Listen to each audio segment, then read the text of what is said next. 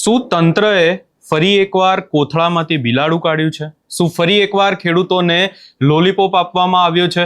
આવા અનેક સવાલો ઊભા થઈ રહ્યા છે અને ખાસ કરી અને ફરી એકવાર જે વળતરના મુદ્દે તંત્ર દ્વારા નિર્ણય લેવામાં આવ્યો છે એમાં ખેડૂત એકલો પડી જશે એવી વાતો કરવામાં આવી રહી છે. શું છે સમગ્ર મામલો ને ખાસ કરી અને આખી બાબતને લઈને વિગતે ચર્ચા કરીશું. નમસ્કાર, હું છું ઉજ્જવલ અને આપ જોઈ રહ્યા છો નિર્ભય ન્યૂઝ. કૃષિ મંત્રી જીતુ વાઘાણી દ્વારા ગઈકાલે ખેડૂતોનો જે વીજ થાંભલાનો મુદ્દો હતો એ મુદ્દાને લઈને એક જાહેરાત કરવામાં આવી ને ખેડૂતોને હવે એવું લાગી રહ્યું છે કે એમની સમસ્યાઓનો અહીંયા અંત આવી ગયો છે. ખેડૂતોને હવે વળતર પણ મળી જશે, બજાર ભાવ કરતાં પણ બમણું વળતર મળશે અને આ તમામ બાબતોને લઈને હવે ખેડૂતોમાં ચર્ચાઓએ પણ વેગ પકડ્યો છે.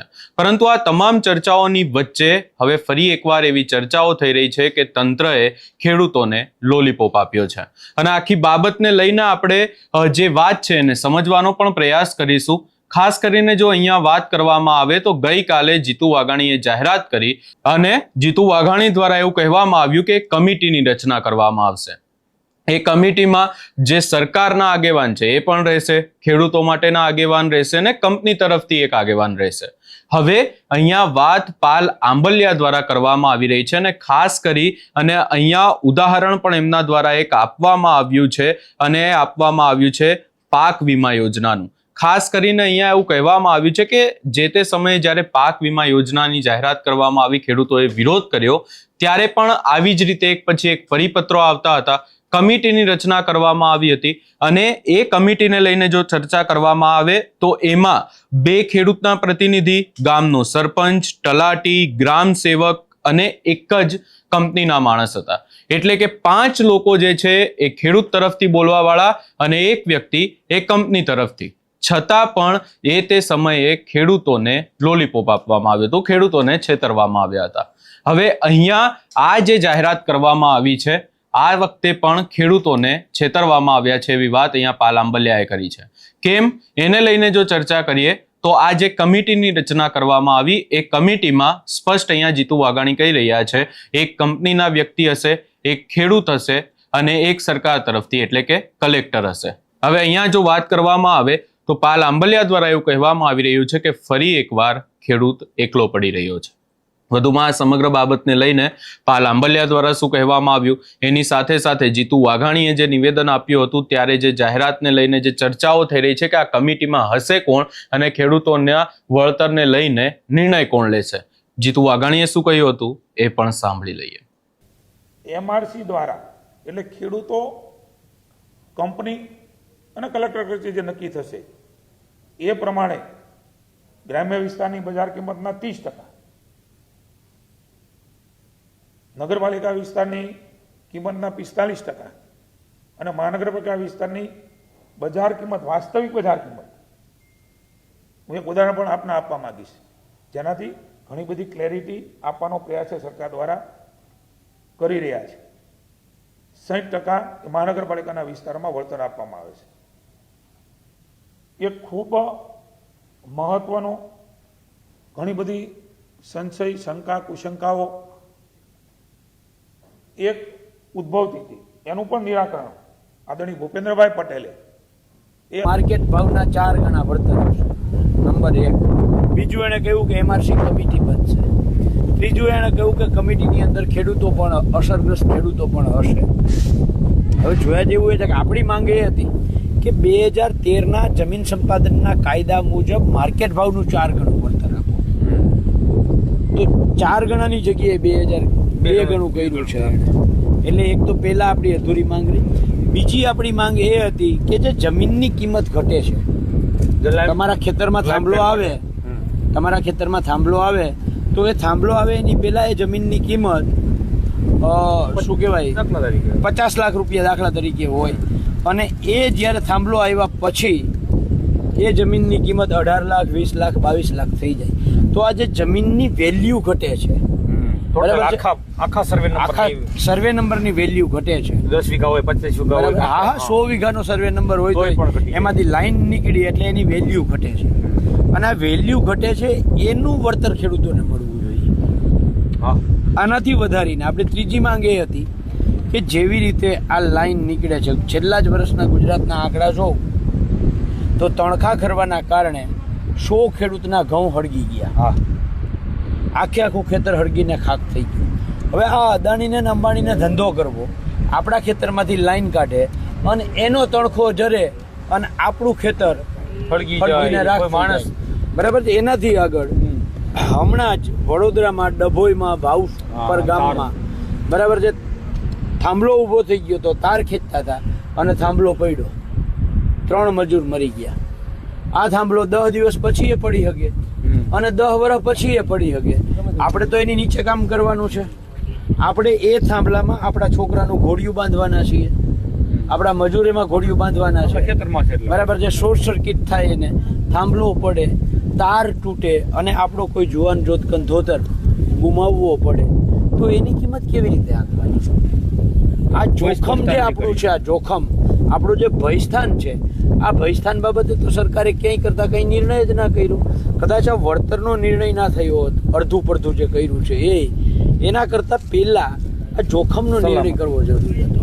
હવે એમાં જોઈએ જે કમિટી વાળી વાત કરી, તમને રતનસિંહને, ચેતનભાઈને, પરેશભાઈને, શક્તિભાઈ અને તમારી જેમ આખા ગુજરાતના ખેડૂતોને પાક વીમા યોજના યાદ કરાવી છે.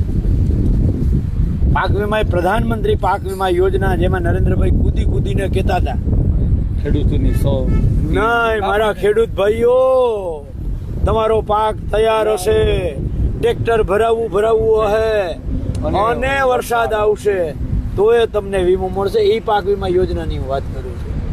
એમાં નરેન્દ્રભાઈએ જે ફાકા ફોજદારી કરી હતી એમાં એક કમિટી બનાવવાની હતી, ગ્રામ સમિતિ, એના ઉપર તાલુકા સમિતિ, એના ઉપર જિલ્લા સમિતિ અને એના ઉપર રાજ્ય સમિતિ.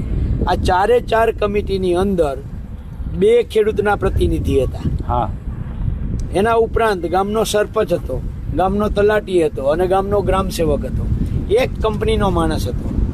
બરાબર છે. એટલે ત્યાં શું હતું, 5 ખેડૂત તરફી માણસો હતા અને 1 માણસ કંપની તરફી હતો. એટલે 6 માંથી 1 ભાગ થતો હતો. તો પણ એક કમિટી માત્ર અને માત્ર કાગળ ઉપર રહી. એક પણ જગ્યાએ ક્રોપ કટિંગ વખતે ગ્રામ સમિતિનો ઉપયોગ થયો નહીં. ગ્રામ સમિતિ, તાલુકા સમિતિ, જિલ્લા સમિતિ, આ 4 સમિતિ કાગળ ઉપર રહી. ચોથી સમિતિ જે હતી રાજ્ય કક્ષાની સમિતિ, એમાં ભારતીય કિસાન સંઘના જે ભાજપની ભગીની સંસ્થા છે, ભાજપની ભગીની સંસ્થા છે, એના જય જયકાર કરનારા છે, ખેડૂતોની પીઠમાં ખંજર ભોગનારા છે, એમાંથી 2 જણાને એ રાજ્ય કક્ષાની સમિતિમાં સમાવેશ કરતા હતા. અને એને કર્યું હું તો કે ખેડૂતના જે નીચે ક્રોપ કટિંગના આંકડા હતા, માની લો કે એ મુજબ જે મુખ્ય આધાર છે જે પાક વીમો થવા માટેનો, બરાબર, એ મુજબ જ્યાં 86,000 હેક્ટરે મળે એમ હતા, ત્યાં 6,000 આપ્યા. એ આંકડા આ કમિટીએ બદલાવ્યા. જલેબી બરાબર છે. એટલે સરકારની કમિટીઓ જે બનાવે છે ને એમાં ખેડૂતોનો સમાવેશ કરવાની આ વીજ લાઈનમાં વાત આવી છે ને એટલે મને પાક વીમા યોજના યાદ આવી. બીજી એક ખૂબ મહત્વની વસ્તુઓમાં વિચારવા જેવી છે પ્રવીણભાઈ, કે માની લ્યો કે હું ખેડૂત છું, આ કંપની છે અને તમે સરકારના એક પ્રતિનિધિ, જે આમાં યોજના છે એ મુજબ આજે જે જાહેરાત કરી છે એમાં શું કહ્યું છે, એક કંપનીનો પ્રતિનિધિ હશે વેલ્યુઅર નક્કી કરવા માટે, એક ખેડૂતનો પ્રતિનિધિ હશે વેલ્યુઅર નક્કી કરવા માટે અને એક સરકારનો વેલ્યુઅર હશે પ્રતિનિધિ નક્કી કરવા માટે. તો સરકાર ને કંપની તો 2 એક છે, 2 એક થઈ ગયા. એટલે બહુમતી કોની થઈ? સરકારની ને મારી કંપનીની. તમારી કંપનીની થઈ. તો હું તો સાઈડમાં વયો ગયો, પાછું પીસાવાનું. તો મારે તો પીસાવાનું રહ્યું. આપણે 2 એક થઈ જાય. બરાબર છે. અને બીજું એના કરતા આ છે એ તો ધંધો કરે છે, આ છે એ તો ધંધો કરનાર છે. બરાબર છે. તમે સરકાર છો, હું ખેડૂત છું, હું ને તમે કમિટી બનાવીને નક્કી કરીએ કે આને આપણે આપણા ખેતરમાંથી લાઈન કયા ભાવે કાઢવા દેવી છે. બરાબર છે. એને પોહાય તો એ ધંધો કરે, ના પોહાય તો બંધ કરી દે, બીજા કામમાં વયો જાય. બરાબર છે. આ કાયદેસર ખેડૂતોને બહુ સિસ્ટમેટિકલી છેતરવાની રમત છે. સમજો તમે, સમજાય છે? એક કંપનીનો પ્રતિનિધિ, એક ખેડૂતનો પ્રતિનિધિ ને એક સરકારનો પ્રતિનિધિ. બહુમતીમાં કોણ આવ્યું? સરકાર અને કંપની. કંપની અને જેના ખિસ્સામાં સરકાર છે એ. બરાબર છે. આના ખિસ્સામાં તો સરકાર છે, બરાબર છે, તો આ કઈ થોડું મારી તરફે ફેવર ખેડૂતને કરવાની છે. ટૂંકમાં બુંદો ધોકો માર્યો. હા એ જી ગણો એ પાછો ખેડૂતના ખંભે બુંદો ધોકો. આ ઓલા જેવું ન થાય પાલભાઈ. શું આ? એવું ઓલો મિલ માલિક હોય એ મિલમાં કાપડ બનાવે, વેચવા વાળો દુકાનદાર હોય, એ બે નક્કી કરે અને પછી ઓલો દુકાનદાર એમ ગ્રાહકને પૂછે કે ભાઈ તારે કેટલામાં લેવું છે. એના જેવું ન થયું એવડું. ગ્રાહકને થોડું પૂછવાનું તો મિલ માલિક ને દુકાનદાર બે જ નક્કી કરે ને હું ભાવમાં માલ કાપડ વેચવું. એના જેવું થયું ને તો આ એટલે એના જેવું નથી થયું ભાઈ. આ તો આખી સિસ્ટમ અલગ છે. સરકાર તમે સમજો ચેતનભાઈ, સરકાર અને કંપની આ બે તો એક છે. એટલે તો સરકારે કાયદાથી ઉપર જઈ અને 2017માં પરિપત્ર કર્યો. સમજો બે એક હતા એટલે કાયદાથી ઉપર જઈને પરિપત્ર કર્યો. હા બરાબર છે. પછી એમાં આપણે બધા અહીંયા જેટલા છે આ બધા 2017ના પરિપત્ર રદ કરવામાં લડવા વાળા સાથી છે. બરાબર છે. એ રદ કરાવ્યો આપણે. એ રદ કરાવ્યો, રદ તો ના થયો પણ એના ઉપર નવો પરિપત્ર કરાવડાવ્યો. કારણ કે આજે જે કોરિડોર વાળી વાત છે ને એ 2017નો પરિપત્ર હજી અમલ છે. બરાબર છે. એના ઉપર 2021નો પરિપત્ર, 23નો પરિપત્ર, 24નો પરિપત્ર, આ બધા પરિપત્રો થયા. બરાબર છે. એ બધા કોથરામાંથી બિલાડા જ કાઢ્યા છે. ટૂંકમાં કંપનીની જે કંપની જે સરકારે ખીચામાં રાખી હતી બે એકતરફી હતા એટલે એને કર્યું. ઈ તો પાછું આમાં એનું જ થયું હતું. અહીં નહીં પાછા સમજાઈ ગઈ આખી વાત. કમિટી જે છે એ એક 3 કમિટીમાં 2 કમિટી તો સરકારને એકતરફી છે. ઉદ્યોગપતિઓની છે. તમારા કહેવા મુજબ ટૂંકમાં આપણે જે સમજીએ બધા લગભગ સમજી ગયા થોડા ઘણા કે જ્યારે પાક વીમા યોજનાની અંદર 5 લોકો 6 માંથી 5 લોકો ખેડૂત તરફી હોવા છતાં જો ખેડૂતોને છેતરી લીધા, ખેડૂતોને બૂચ મારી દીધું એમ કહીએ તો, હાલે કે બૂચ મારી દીધું, તો આજે તો ખેડૂત એકલો જ રહેવાનો છે આ કમિટીમાં.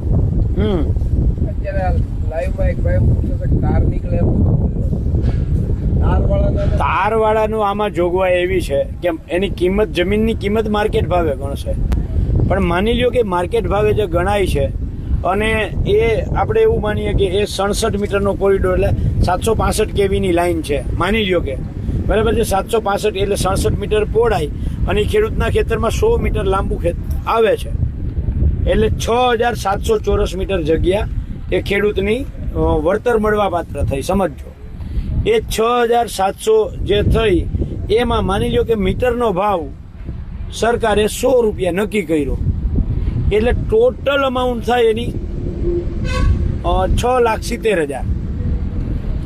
આ 6,70,000ના જો ગ્રામ્ય વિસ્તાર હશે તો 25% મળે. 6,70,000ના 25%. જો નગરપાલિકા વિસ્તાર આવતો હશે તો 6,70,000 ની 25%ની ગ્રામ્ય વિસ્તારમાં 30% કર્યા અત્યારે. બરાબર 30% મળશે. જો નગરપાલિકા વિસ્તાર આવતો હશે તો એમાં 60% રકમ, ટોટલ અમાઉન્ટના 60% 45% મળશે. અને મહાનગરપાલિકા વિસ્તાર આવતો હશે તો 60% રકમ મળશે.